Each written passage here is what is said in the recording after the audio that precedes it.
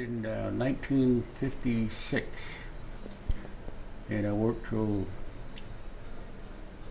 I believe it was 1960. I served under 3 sheriffs, and I can't get the years, but I served under Jack Howard, Charlie Stewart, and Phil Olander.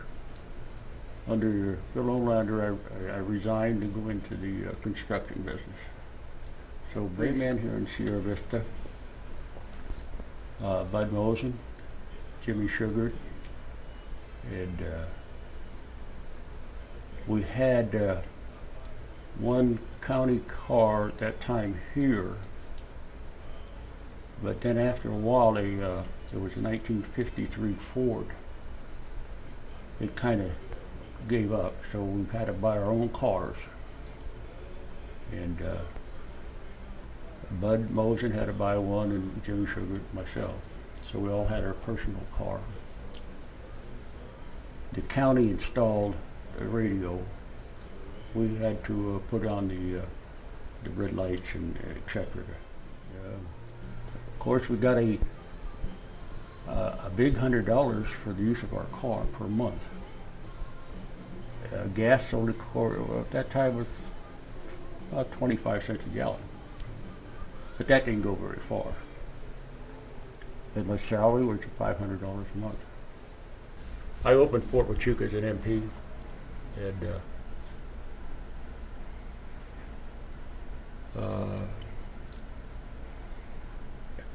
on the gate, I got married here in the fort, and then I met this gal going to the main gate. Took her driver's license and found out where she lived, and that was 61 years ago. So, and she was the one that used to ride with me to Bisbee. Yeah.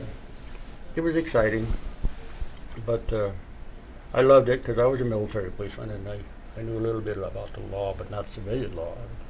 That came. 7th Street was the end of town, and down 7th Street was the dirt road, okay?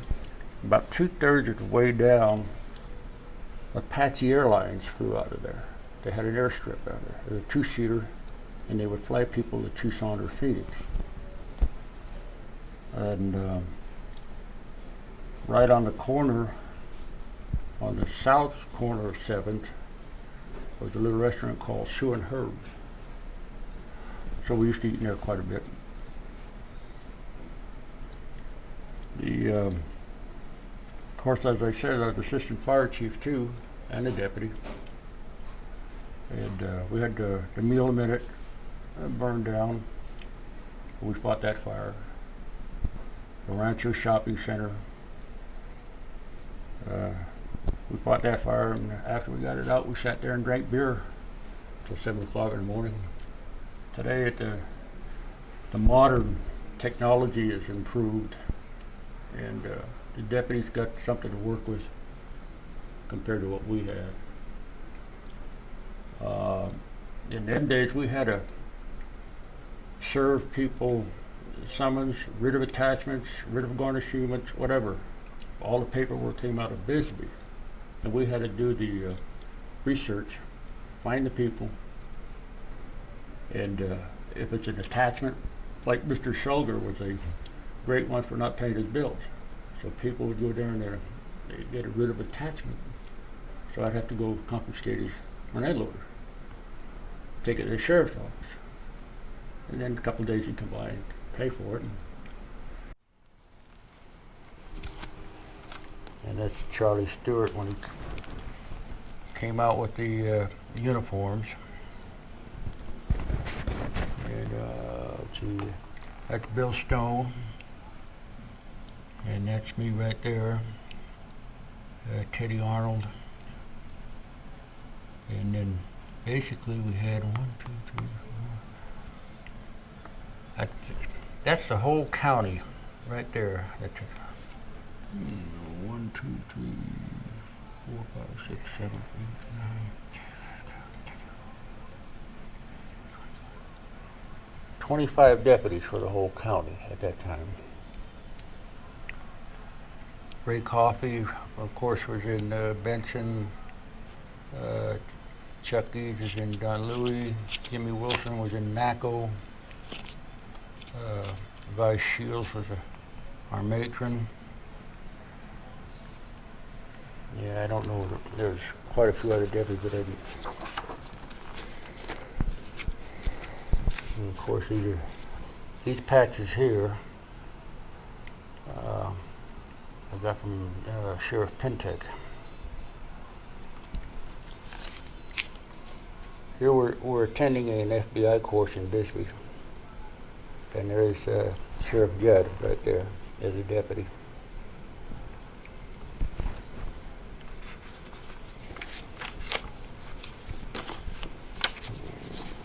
And all these are certificates when I went to the FBI schools in Douglas and Bisbee. This is in 57, 58, and 59. So basically that's all the training we had. Yes, ma'am, these are the boots I wore when I first was a deputy. Never wore them since. And the holster, the history behind the holster is when my brother came down, he was in the Air Force, and I didn't have a pistol as a deputy, but I didn't have the money to buy a pistol. So he had this with him, the holster with a .357 Magnum, and he gave it to me. And that was the only reason I was able to have a weapon at that time. And I carried it for about 2 years, and then I went to the regular police outfit. And these bullets here hadn't been out of this belt in 50 years. We had a killing out at Fletcher's Roundup. Do you know where Fletcher's Roundup is? Mm-hmm. Right on the corner of Clark Canyon. Okay. Well, Jack Howard, he requested all the deputies to get the horse and meet us out there at the Fletcher's Roundup, because the victor, the suspect, was up in the canyon.